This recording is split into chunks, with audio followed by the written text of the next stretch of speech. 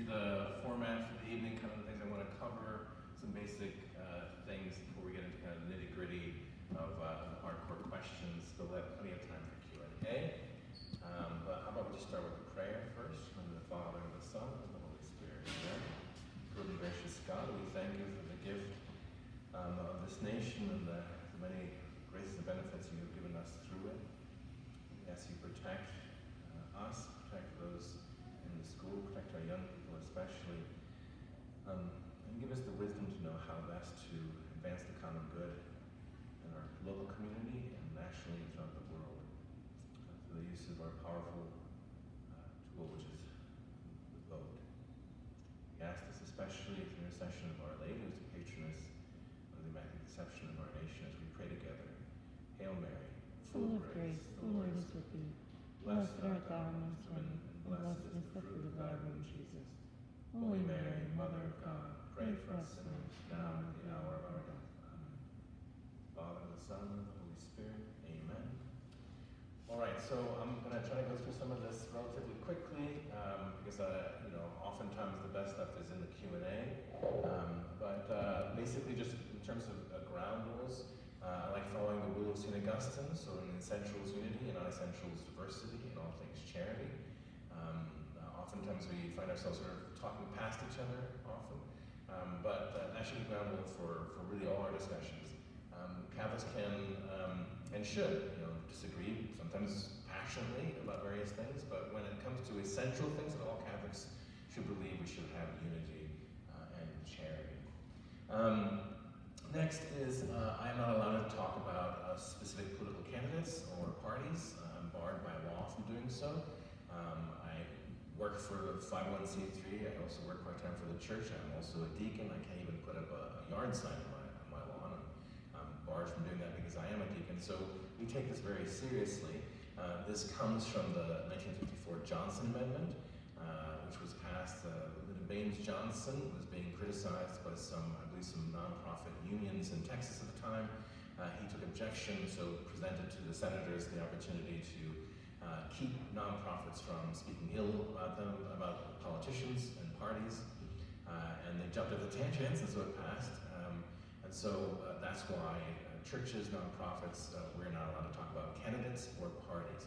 However, that being said, there is nothing against Catholic theology that says that I can speak about parties or candidates. Before 1954, the church did speak about parties and candidates, and throughout the church's history, talking about politicians and parties and candidates. But I'm not going to do that because it is against the law. However, the law also says, the same law says, I am allowed to talk about public policy, right? And to talk about specific issues or political issues.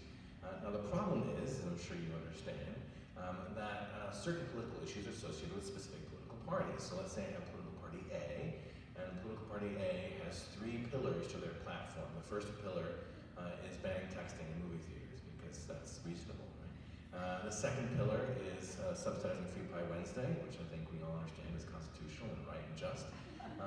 And the third thing is rounding up guys named Omar for extermination. So what ends up happening, of course, is that when the church or a deacon or whatever comes and speaks out against rounding up guys named Omar, right, everybody knows the church is talking about the political party. The church knows it, the political party knows it, and guys named Omar know it. Right? So what ends up happening, of course, is that then the church is labeled as being partisan, and they say the church should shut up, and it's a violation of 501c3 status, and so on and so forth.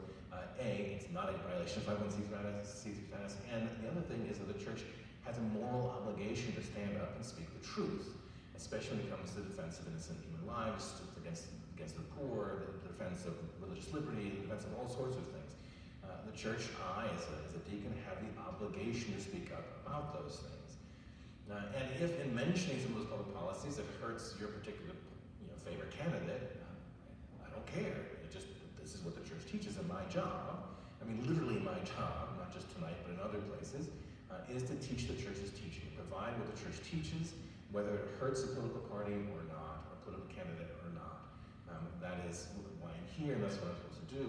And as I approach the various issues that we're going to discuss, hopefully this evening, that's the route I'm going to be taking. Just so you know, when I worked full-time for the Archdiocese, my background is in Catholic social teaching in particular. It's what I speak nationally and write nationally about. And I also help with public policy advice with the Domestic Catholic Conference, and I did some of that work too with the Archdiocese. So this is some of my background. I'm not an expert in everything, obviously, but it is something I've done a good deal of work on and research about. This evening, I'm going to be working mostly from this document, Forming Consciences for Faithful Citizenship by the U.S. Bishops. It originally came out in 2007. It's been updated every 4 years, slight tweaks here and there. The current version you can find for free online on the USCCB website. They have an introductory letter, which they updated in 2019. So that's the only thing really has changed, along with a couple of minor tweaks. But this is essentially the same document. I think it's important to note, too, that back in 2007 when it passed, so the bishops got together and they drafted this document in November of 2007, and they all voted on it, and it passed unanimously, which is really rare amongst the bishops. They all agreed this is a good exposition of what the position is regarding voting. So it's a good standard. I'm very glad we have it as Catholics. All right, so next, voting in the Catholic vision, some fundamental questions, some basic questions and answers about things that sort of get asked a lot about. First, do we have to vote? Right? The Church says the answer is yes. You actually do have a moral obligation to vote, and it fulfills a number of the principles of Catholic social teaching, subsidiarity, participation, solidarity, etc. The bishops do say in the document, Forming Consciences for Faithful Citizenship, that there could be situations where a Catholic may choose to abstain from voting, but they also make it very clear that should be very rare. And I would argue, especially here in Nebraska, that's remarkably rare. There really shouldn't be that much of a reason for a Catholic, given the various choices we have, to say, well, I'm just not going to vote. We have a moral obligation to participate and help advance the common good in our society. The next question is, do I have to vote as a Catholic? Do I have to vote as a Catholic? Technically, you don't, but if you claim to be Catholic, you should probably vote as a Catholic, because that's what we mean by integrity, right? And the reason I include this question oftentimes is because there's another question that's sometimes asked, which is, isn't my voting as a Catholic imposing my faith on other people? Isn't that a violation of the kind of Church's separation, church and state? No, it's not a violation of that. You're not imposing your faith on anybody else any more than they're imposing their faith, or non-faith on you when they vote. Never in the country's history has it ever been argued, even if we allow for the separation of church and state, which is not in the Constitution, but even if we allow for that, just put that aside. The Founding Fathers, this nation has never argued that somehow a voter has to bracket their conscience and their faith when they get into the voting booth. That has never been a principle of Catholic voting or American voting at all. We should be informed by our faith when we go vote. So the next big question I get asked a lot about is, do I have to vote for one of the two major political parties? Right? And the answer is no, you actually don't. You don't have to. Right? Now, I understand there's a tension here because it is possible for somebody to come forward and say, none of the parties want to do the things that I want to do, and so I'm just going to vote for one of them. And it can be a kind of selfish act sometimes to vote for a third party, or to vote for somebody who can't possibly win because I get to maintain my own moral superiority over everybody else, and say, well, I never voted for that guy, and I'm better than you.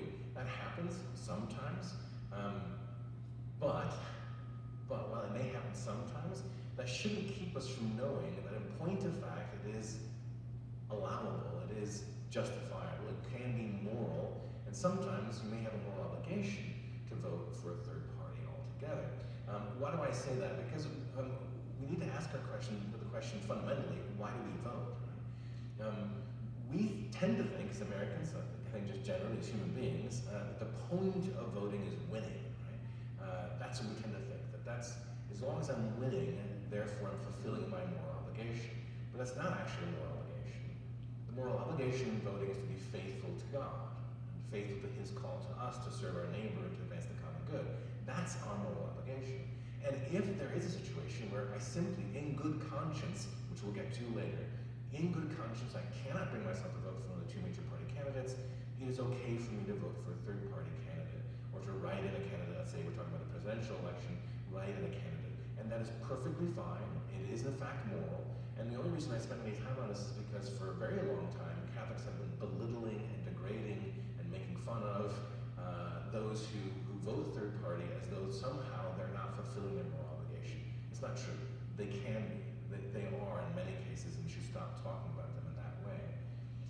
again, as I said, it can also be selfish, it can also be foolish. Sometimes people do it without thinking things through. So, like anything, as I'm going to talk about tonight, you have to properly form your conscience, you have to think things through.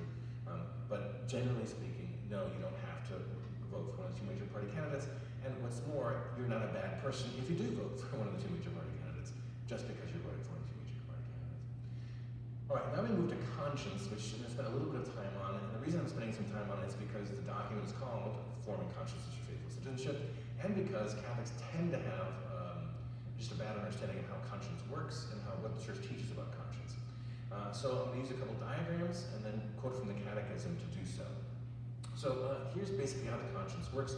You have your rational capacity, your reason. Your reason is informed by certain facts, and your reason is directed at a good end you want to achieve. So what ends up happening in a moral act is, as you're attempting to achieve the good end, your reason determines a means by which you can achieve the good end. As you're determining that, your conscience pops in and says, do good and avoid evil, eh? So I have a Canadian conscience, so that's why it says eh. Now my conscience then says, in this specific situation, do good or avoid evil, and then my will kicks in after I've made that determination, that judgment, and I then choose the action that's supposed to hopefully get me to the good end. That's how the moral act can kind of work. There's more to it, of course, but that's basically it. The intellect involves the reason and the will, so conscience is referred to in the church tradition as part of our intellect. And prudence, the virtue of prudence, helps up and down the whole act, right? So prudence can help us decipher which facts are important. Prudence can help us decide which good end is important here, what means, and so on and so forth, right? Now, prudence is the right reason applied to action. Conscience, basically, is a voice in the mind that speaks to us about good and evil in a specific situation. This is basically what the Catechism says here. And the Catechism 1777, moral conscience present at the heart of the person enjoins him at the appropriate moment to do good and avoid evil. It also judges particular choices, approving those that are good and denouncing those that are evil, right? So it's a specific situation, my conscience kicks in, so it doesn't just say, in general you should do good and avoid evil. My conscience will actually say, in the moment, don't do that, or yeah, you should go ahead and do that. All right. Now, a human being must always obey a certain judgment of his conscience. If he were deliberately to act against it, he would condemn himself. This is the Catechism, right? So note that it says a certain judgment of his conscience and must always obey. So, in answer to the question, is it ever okay for a Catholic to disagree with their conscience, to disobey their conscience? The answer is no. You are never allowed to do that. You always have to follow your conscience. Now, here's the problem. Many Catholics stop there. They stop there and they see the church say this, and then they argue, well, so then what you're saying, Deacon Omar, if that's your real name, what you're saying is, as long as my conscience tells me it's okay, then I can do whatever I want. Is that what you're saying? No. Because the Catechism also says this. Faced with a moral choice, conscience can make either a right judgment in accordance with reason and the divine law, or, on the contrary, an erroneous judgment that departs from them. In other words, your conscience can be wrong. And sometimes, and I think we're old enough to know this, sometimes it can be spectacularly wrong. Really, really wrong. So how is that possible? How can a conscience be possible if it is this voice, if it is somehow connected to the faith or God? How can the church say at once they have to follow it, but can also be wrong? Here are three ways it can be wrong. The first way is this. So there's my diagram, reason informed by facts and conscience, will, action, and good end. But what if I had bad facts? What if bad facts are either given to me because someone's lying to me? I've been hoodwinked, or I've been ignorant, or maybe just because I'm comfortable. I'm comfortable with the news sources I get, and the news sources I get give me the facts that I think make sense, and so therefore I'm going on those bad facts. Right? Or maybe I'm lazy. Maybe I'm lazy, or maybe I'm disingenuous, and I deliberately go to people that I kind of suspect are giving me bad facts because they give me the facts that I kind of like. That happens a lot, doesn't it? Yeah. So, it was like an affirmation. Yes, that does happen, right? So when that happens, of course, what's going to happen is I make an erroneous judgment and I fail to get my good end, right? Because I have bad facts. Sometimes I'm not culpable for that. Again, sometimes people are lying to me. Sometimes I am culpable for that because I'm too lazy to go find out the right information, right? So that's one way our conscience can be wrong, because it's informed by bad facts that are informing my reason, which are coming with faulty means. Okay. The second way, it has to do with virtue and vice. So virtue, as I said, can affect things all over the place, but so can vice. So let's say I have a vice, and my vice is directed to a good end, or at least an end that it thinks it's good. And I'll just use the example of eating lots of pie because I didn't get dessert tonight, so I'm kind of angry about that. So the good end is eating pie. So what will happen is, if my vice of gluttony, let's say, is directed at that good end, my conscience and reason can often be swept away. My vice just speaks directly at my will and says, eat the pie, eat the pie, eat the pie. Right? And the meanwhile, my conscience and my reason are standing there saying, you're not even listening to us. Right? So my conscience could be screaming at me saying, put down the fork and step away from the pie, but I can't hear it because I'm in the circle of vice. Right? Now, one might argue, well, this isn't exactly the conscience being wrong, is it? Right? The conscience isn't even listened to. That's true, that's a fair point. But sometimes there's this voice, right, just like conscience is a voice, that it speaks to us in the midst of the vice, right? So you come home, you've had a hard day at work, my coworkers were mean, my boss was a jerk, whatever it is, I sit down, I'm trying to put the kids to bed, and I think, well, there's a voice that says, go ahead and eat the pie, just have to eat the pie, you deserve it. And then another slice, and that voice is always telling you, just keep eating some more, right? And then the moment I'm finished with the pie, that same voice says, you're terrible. You're a horrible human being. How could you do that? You ate the whole pie. You know that's going to make you sick, and so on and so forth, right? So that voice, which at one point you thought was your conscience, was actually the enemy, because that's exactly how the enemy works. So being able to discern for ourselves the distinction between what the voice of the conscience is and what the voice of the enemy is another way for us to help understand how the conscience works. And for young people, of course, it's even more difficult because so many things going on in our lives, and it takes a while to learn how to discern between conscience and the voice of the enemy. So that's the second way. The third way is basically just a malformed conscience, right? A malformed conscience. And so what does the church mean by that? What does the catechism say? It says consciences must be informed and moral judgments enlightened. A well-formed conscience is upright and truthful. It formulates its judgments according to reason, in conformity with the true good willed by the wisdom of the Creator. The education of conscience is indispensable for human beings who are subjected to negative influences and tempted by sin to prefer their own judgment and reject authoritative teachings. So there's a lot there, but I think a lot of it resonates certainly with me. I was a principal for a little while, just a little while, because it almost killed me, but I was a principal for a little while, and I remember this little kindergarten boy was sent to my office because he had hit a girl over the head with one of those paper towel tubes, doing some kind of craft or something. So I asked the little kid, I said, why'd you hit her? And this little boy, his 5-year-old, whatever, 6-year-old, looked up at me and he said, I don't know. I like her. I want to be good. It took a lot of effort for me to not to laugh because he was just so cute, but also because that little boy expressed the human condition so well and so succinctly. Every human being knows exactly that feeling. We have this tendency to prefer our own judgment and to reject authoritative teachings. We do that all the time. St. Paul has this wonderful passage in his letter to Timothy, the first letter to Timothy, where he says to his friend Timothy, who's a bishop, he says, there will come a time when people with itching ears will go find for themselves teachers of their own liking. yeah, there will come a time. Right? So we have this tendency. Now, the well-formed conscience is something that has to be upright and truthful and conform with reason. And so we need to form our consciences constantly. What does a badly formed conscience look like? I use the example sometimes of this situation I heard about in Pakistan, which I was paying attention to because there's a Pakistani priest who comes to Omaha pretty regularly. So I keep track of the news. This was several years ago, but they're in certain Muslim countries, according to Sharia law, if a woman is caught with a man that is not immediately family member, they can be killed because it's a violation of the family rule. It can bring shame upon the family, etc. And so again, in some countries, in some Sharia law, they're allowed to be killed by the member of the family. And in Pakistan, it's actually part of the civil law that a woman is not allowed to appear in public with a man who's not her husband or an immediate member of the family. And so this young lady was caught in such a situation. Wasn't doing anything. She wouldn't be holding hands or speaking to some guy, but she was arrested and taken off. So there was a great deal of clamor amongst the people in Pakistan that she should be killed. That was the capital punishment is the punishment for that sort of thing. But because Pakistan is trying to update and become, get away from the Sharia law thing, they said, no, we're not going to do that. And the judge in the case, released her, saying, that's not how we do things, this is simply not right. And so the young lady was leaving the courthouse, and amongst a lot of great deal of celebration, and a lot of protesters outside who were angry at the judge. And somebody came up and shot the young lady dead, and the crowd cheered. They cheered because they believed this was the right thing to do. This is what the tradition demands. This is what Sharia demands. This is the right thing to do.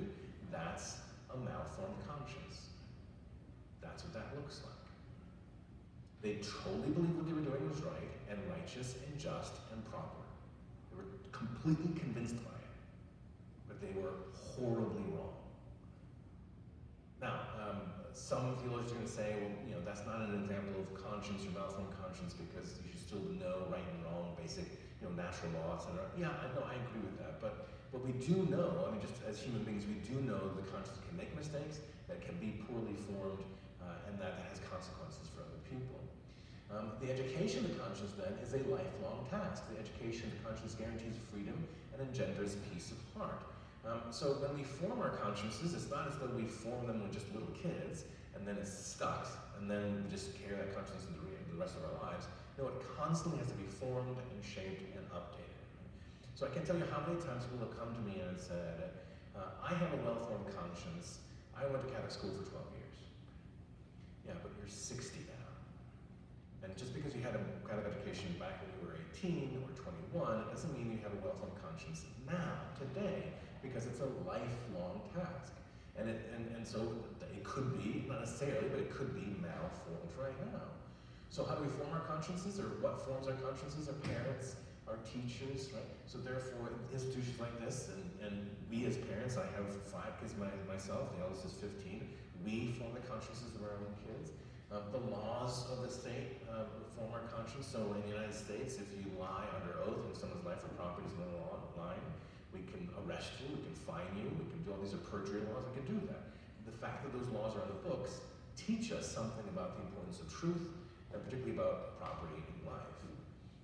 The culture, literature, movers, and music, that has an effect on our conscience. What kind of books do we read? What kind of movies do we watch? Why is it that dads are always portrayed as morons in movies and TV shows? It seems sort of ubiquitous. Why is that? Well, that's going to form, it's going to shape the way our culture views fatherhood. How are women portrayed? How are the elderly portrayed? How are children portrayed in movies and in culture? Are we the sort of person who, when somebody gets pregnant in our circle of friends, says, well, you know how to avoid that, right? Are we that kind of person? Or are we the kind of person who's going to say, congratulations, that's great, good news, right? All those things shape our culture and shape our conscience. The friends we keep, and then finally, of course, our faith. Now, everybody has a conscience by virtue of the fact they're a human person. It doesn't matter who you are, Catholic or Christian or not, no religion, you have a conscience. That's what we believe. Many atheists argue the exact same thing. But if we're going to claim to have a Catholic conscience, then our conscience will be formed by the teachings of the Catholic Church. It just seems to be reasonable, right? You don't have to have a Catholic conscience if you don't want to, but again, if you claim to be Catholic and you want to function as a Catholic, you should be formed by the teachings of the Catholic Church, as was understood by the magisterium, not by Father McGillicuddy or Sister so-and-so, or by my best friend from high school.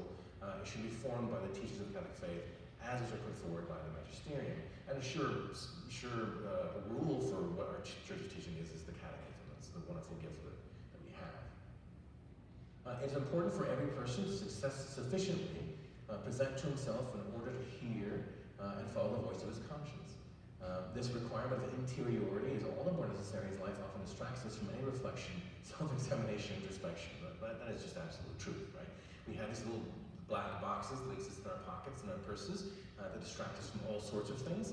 And so it's very hard for us to be quiet, and to sit still, and to think interiorly what's going on with me and my conscience. Right?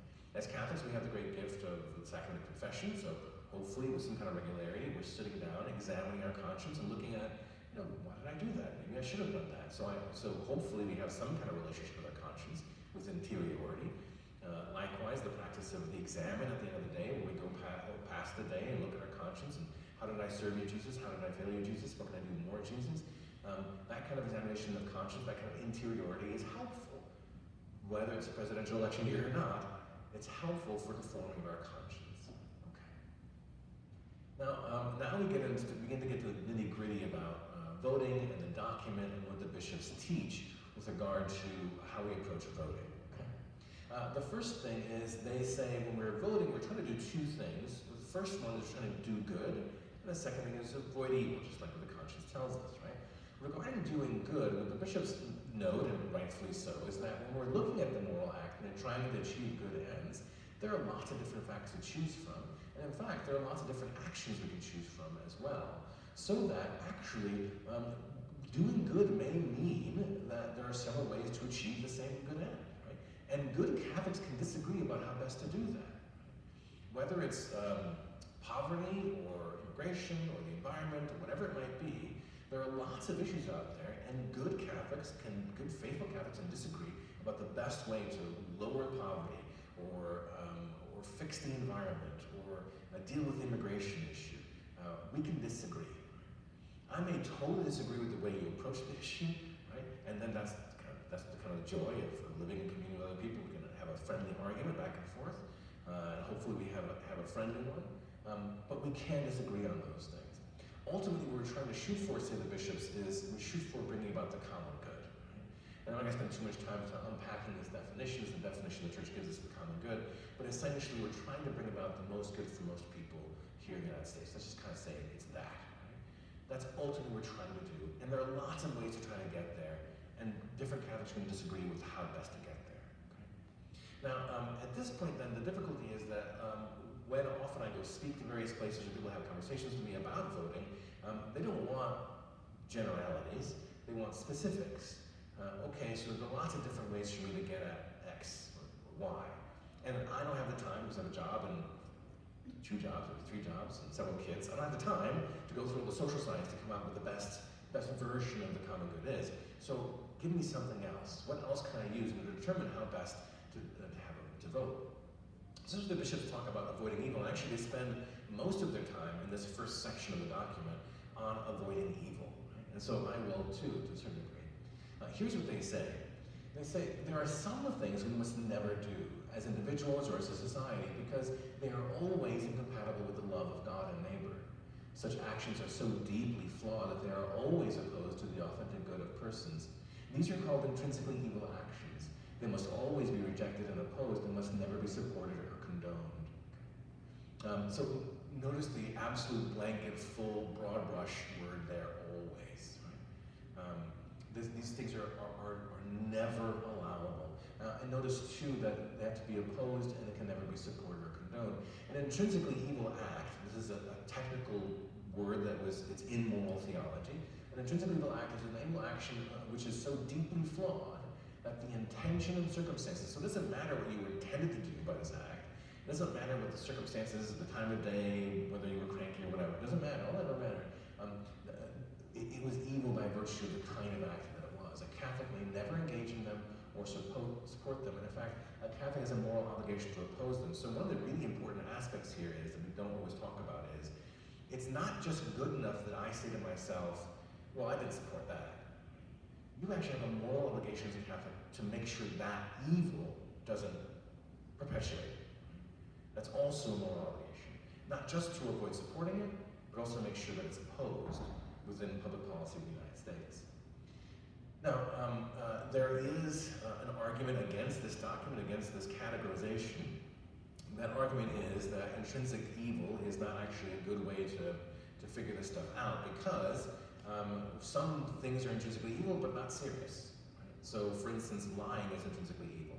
And what I mean by that is it depends on what you define by lying, but deliberately holding back information that somebody has a right to, lying, right, is always and everywhere wrong. It is an intrinsically evil act. However, it's not always serious.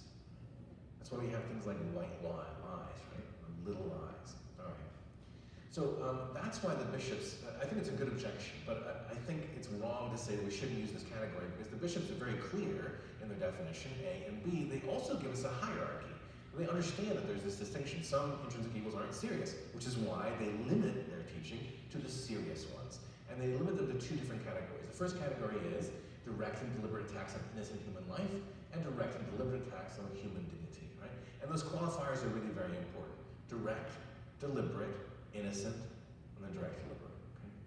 What are examples of some of the first category?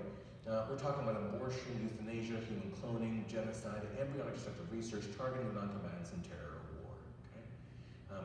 So all those things which we see happening in our culture, people are talking about, that are sometimes mentioned, or that happen in other cultures as well, all those things are things we should be paying attention to, okay?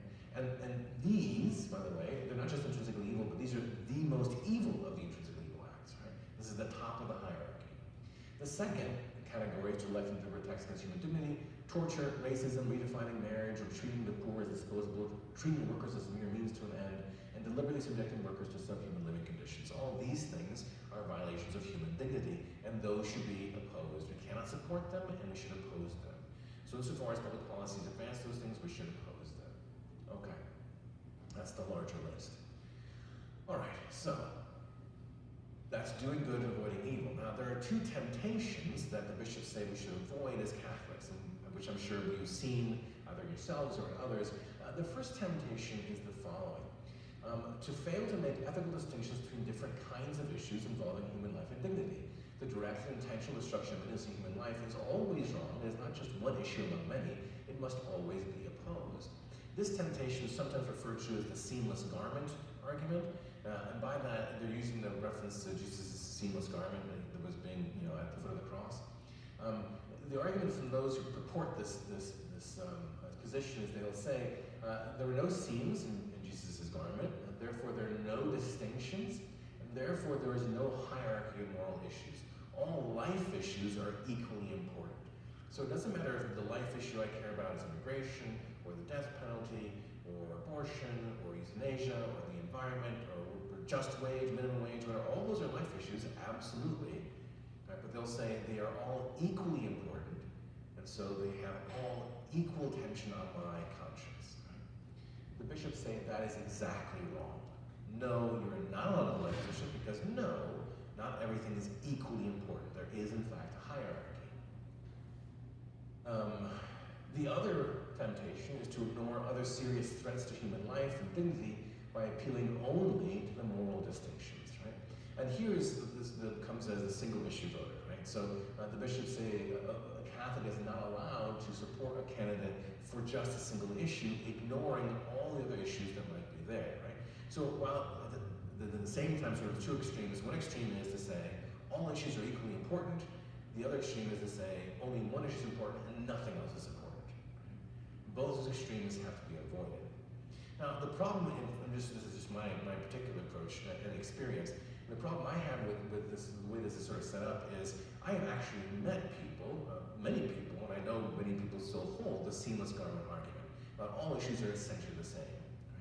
Right? But when it comes to single issue voters, what the bishops also say, which is almost never mentioned, so there was an op-ed in a local paper by someone who pointed out this section in the document, and they're right, but they deliberately left off this section. And this is what it says. It says Catholics are allowed, however, to disqualify a candidate over a single issue called an intrinsic evil. Right? So where I ought not support a candidate only for one issue, right? It's totally reasonable for me to eliminate the candidate from consideration because of their support for intrinsic evil. That's totally reasonable. So if I have a candidate who, let's say, has a great economic policy on a whole bunch of things, right, but wants to bring back slavery, no. It is reasonable for me as a Catholic to say, I'm not even considering you for voting. Right? That's reasonable. And that's not single issue voting. According to the bishops, it's not single issue voting.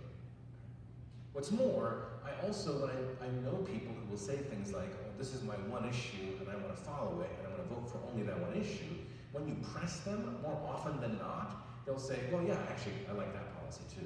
Oh, and I like that policy too. So they're not just voting for the one issue, right? It may be the one issue that gets them engaged, right? But they actually do like other issues with that particular candidate as well. Not always, but often. Okay. What we want to do is try to adopt a consistent ethic of life. This is the language the bishops use, and I think is the right language to use. This was language that came up from Cardinal Bernardine of Chicago, and he said, all life issues are connected, and we ought to be more consistent in our defense of life, absolutely. So we cannot ignore any life issue, but there are distinctions. There is a hierarchy of moral issues, and we cannot treat them as though they were the same. We can't. All right. Now, we get to voting. So the question I often end up getting is, therefore, can a Catholic vote for a candidate who supports an intrinsic evil? And the answer is no and yes. So I studied moral theology for a little bit in graduate school, and I hated it, and I said I would never become a moral theologian, and then God laughed at me and made me a moral theologian. So one of the reasons why I disliked it so much is because the answer to every question in moral theology is, it depends. And that's the same situation here. Can a Catholic vote for somebody who's pro intrinsic evil? No and yes. So here's what they say. A Catholic cannot vote for a candidate who favors a policy promoting an intrinsic evil act, such as abortion, euthanasia, assisted suicide, etc., if the voter's intent is to support that position. In such cases, the Catholic would be guilty of formal cooperation in grave evil, and that's very technical moral theology language. This language here, there are different kinds of cooperation with evil. We don't need to get into any of that. We can in Q&A if you like. So what does that look like? So here's a candidate who supports intrinsic evil. I'm trying to get to a good end. And the means I'm going to use is to support that intrinsic evil, right? So the conscience is saying, no, you're not allowed to do that. So what does that look like concretely? Let's say I have bad facts. And the example I always use with this is an actual conversation I had with a person. He's a very intelligent person, university professor.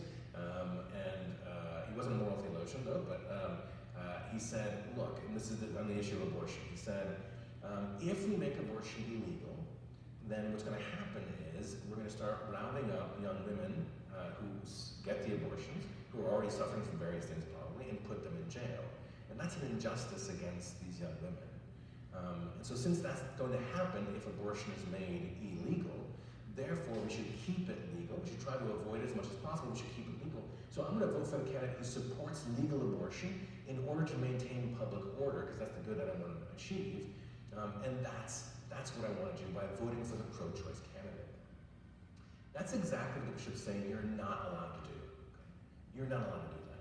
That particular person, I'll go back to that, was saying, I'm voting it because I want it to be legal.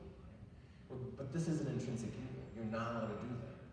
And when I pointed this out to this person, to his credit, he said, oh, you're right. I shouldn't say that anymore. We want to make sure that what we don't do what the bishops say we can't do, which is support a candidate because of the intrinsic evil we're supporting.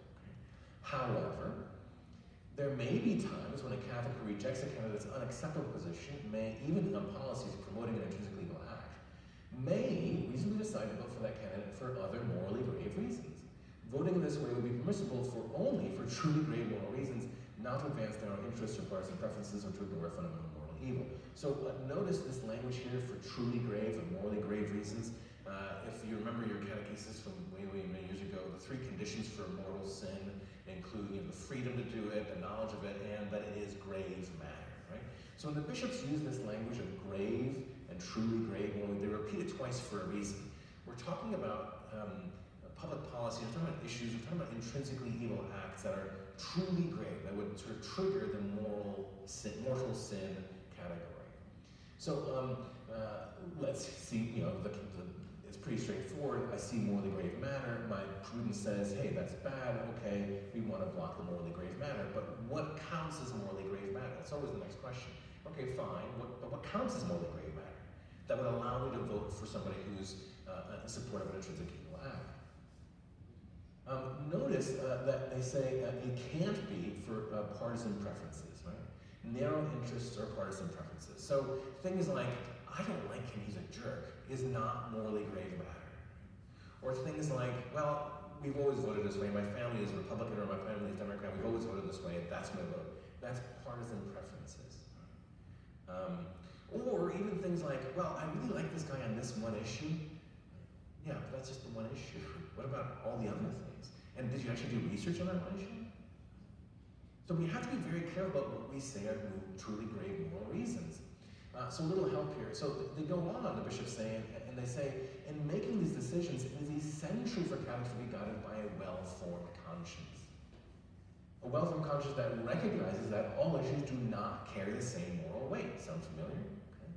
And then they say, and that the moral obligation to oppose policies promoting intrinsic evil acts has a special claim on our consciences and on our actions.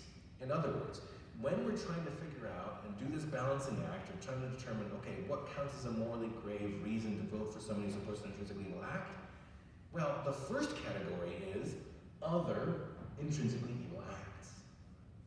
So, for instance, let's say I'm the voter and I have two candidates. One supports one evil and the other one supports five intrinsic evils.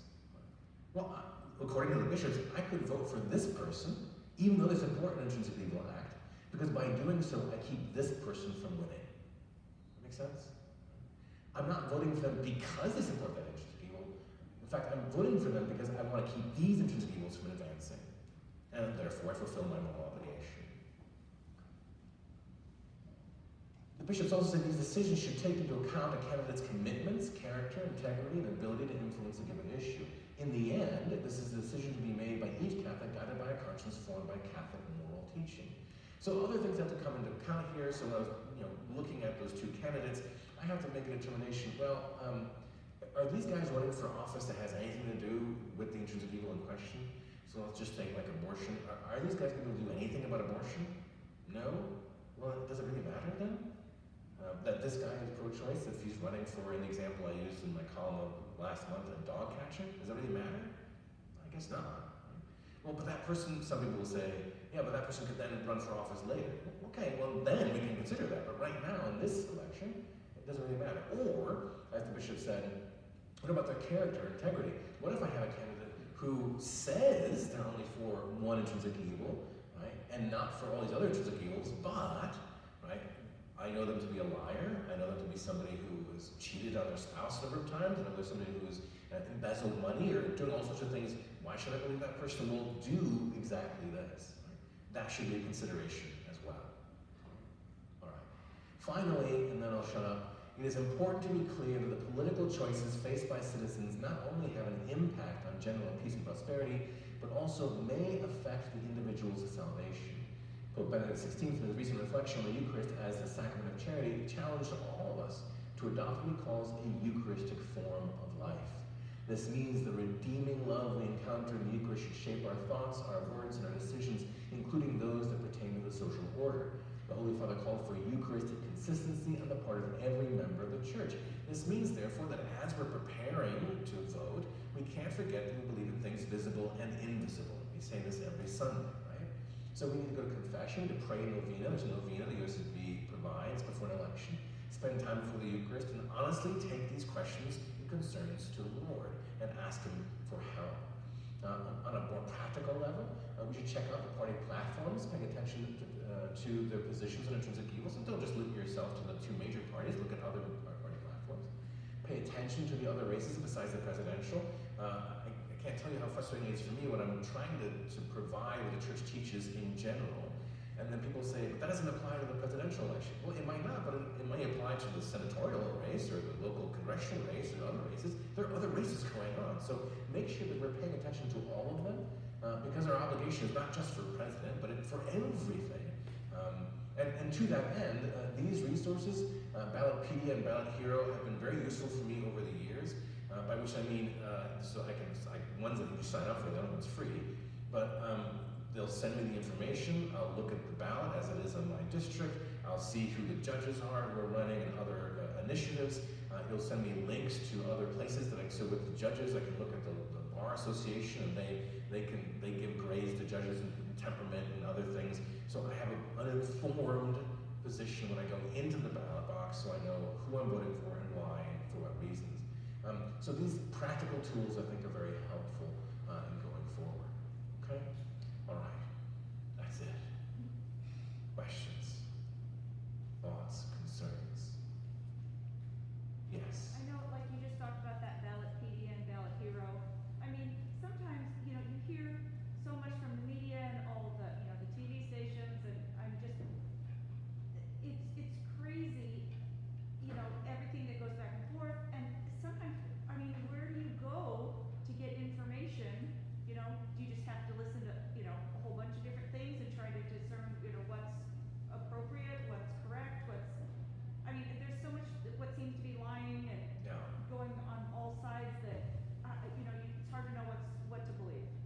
Right, so I'll say a couple things about that. One is, and I said this before to other folks and friends, I think one of the greatest dangers in our republic right now is the degree to which our media has completely failed at being, in any way, shape, or form, objective and helpful to us precisely for the reasons you're saying. We, for the most part, really can't trust a lot that's being done. So what some people do is they'll go to some place like Real Clear Politics, for instance, which gives you examples from left and right on various things. And then you can read for yourself on both sides, partisans on both sides, what they say the facts are, and then try to sort of suss out for yourselves what the truth is. Might be somewhere in the middle or toward one side or the other. And the last thing I'll say is I think it's also, reasonable. Yeah, I think it's also reasonable to, well, let me put it this way. So my background's in Catholic social teaching, and Catholic social teaching sort of arose out of this desire to help give voice to the poor and those who were sort of marginalized against the powerful, right? And there are a lot of powerful people who manage media and mass media, etc. And so when I see, for instance, this may be a bit controversial, but when I see certain kinds of news being suppressed by certain powerful things, that sends off an alarm in my head. I tend to be generally contrarian, so if I see somebody suppressing some point, I want to know what that point is, because I'm guessing that's going to hurt somebody who's powerful, and I just want to be aware of that. They may have a reason for it, they may be absolutely right, but I want to know more about that. So that might be a clue as to how to sort of sift through some of the very bad information we have access to. Yeah. So I don't exactly know how to form the question, but there's three things kind of circulating in my mind. Okay. And it's in the context of how do we talk to our kids about it? Okay. You know, our teens and stuff. So there's the issue of culpability for our vote, and you did have one line in there that talked about the formal, Yeah. formal Cooperation. So that with the clarity of intrinsic evils and the hierarchy, and then temper that with, well, Ma, how are you loving the immigrant, or how are you loving the abused worker? You know, in all of that, because at some point there's pressure off our shoulders to make the decision, because sometimes it's just so clear when you do it there. Yeah. Like that. At the same time, there's the heart issue, and then you have this teen that's running on emotion, and you're just a heartless lady. How could you do that? I'm exaggerating. Well, actually not. Anyway, so what, with those three things circulating, how do you talk about it to teens? Yeah, so I think facts tend to be helpful. So I come in every year to Scott, and I give a presentation on immigration and immigration policy in the forum.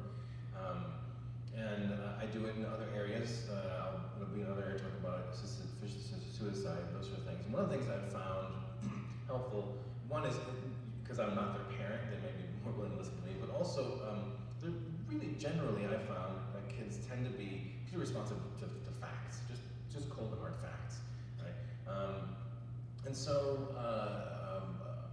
when I'm going to talk to somebody, let's just take the issue of poverty, for instance.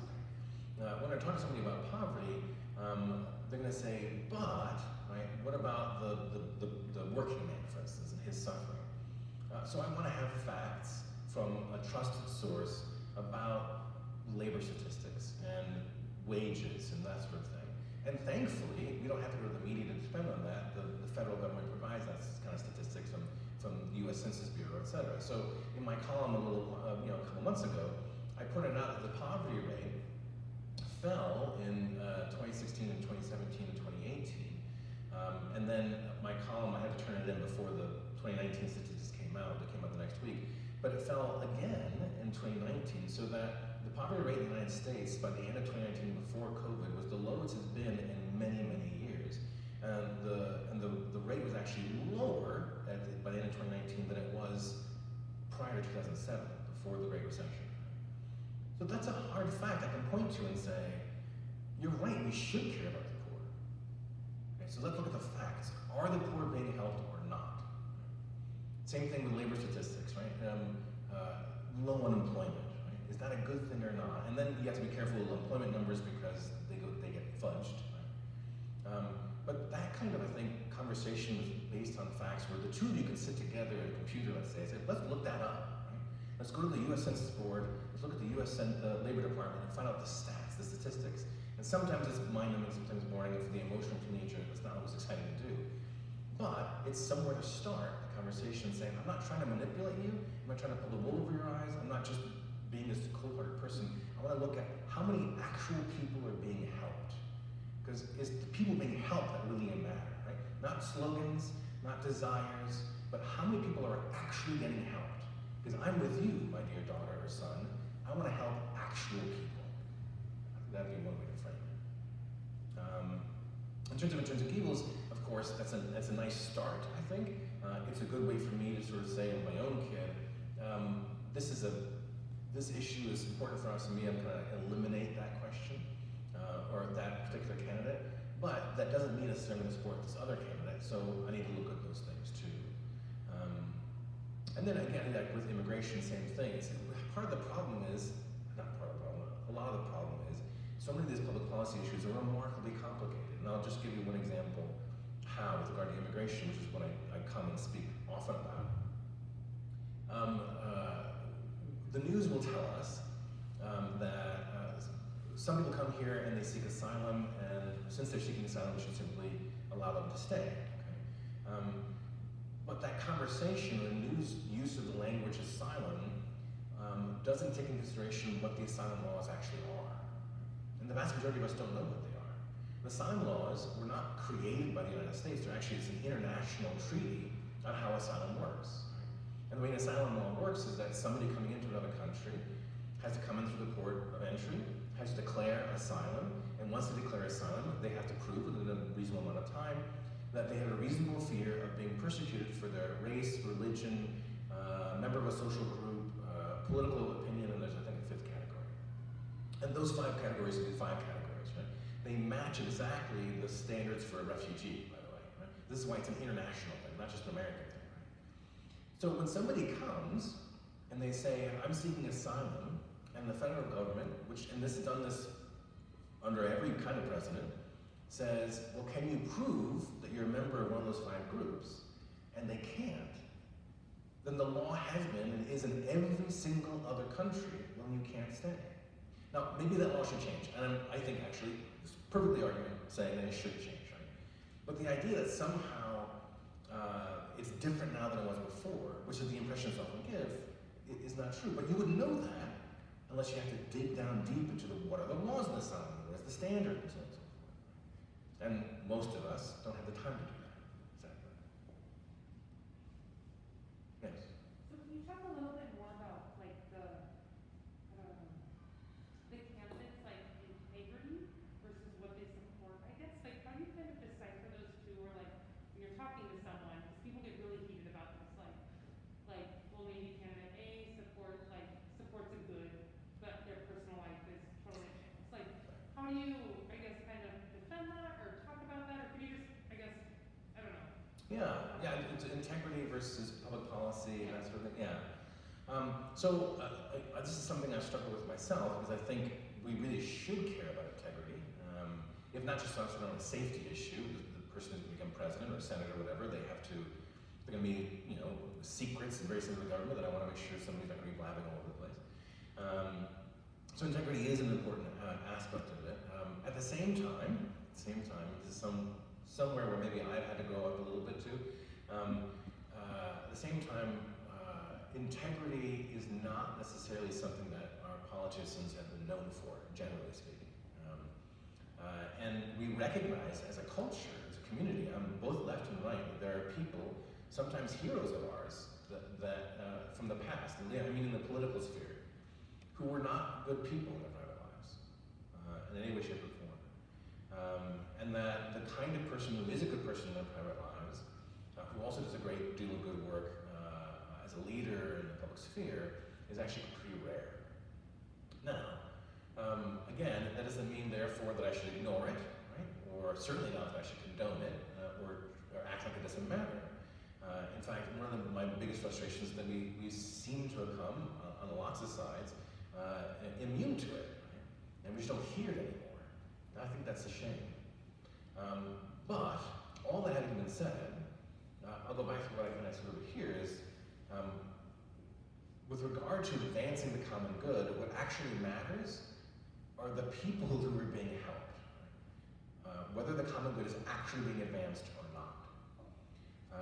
And the fact of the matter is if it is, then I think I'm willing to overlook some of those integrity things in order to advance the common good. And if it's not, then I don't care what a kind of nice person they are.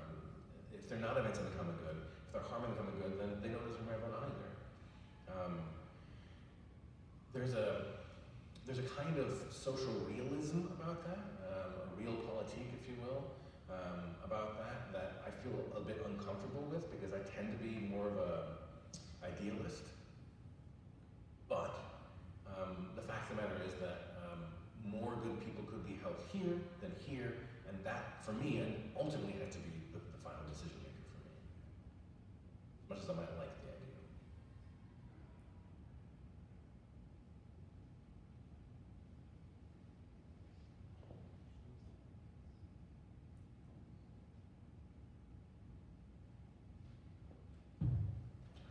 Should I still work?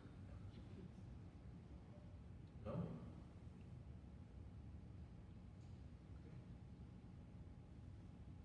Well, I'll stick around for a little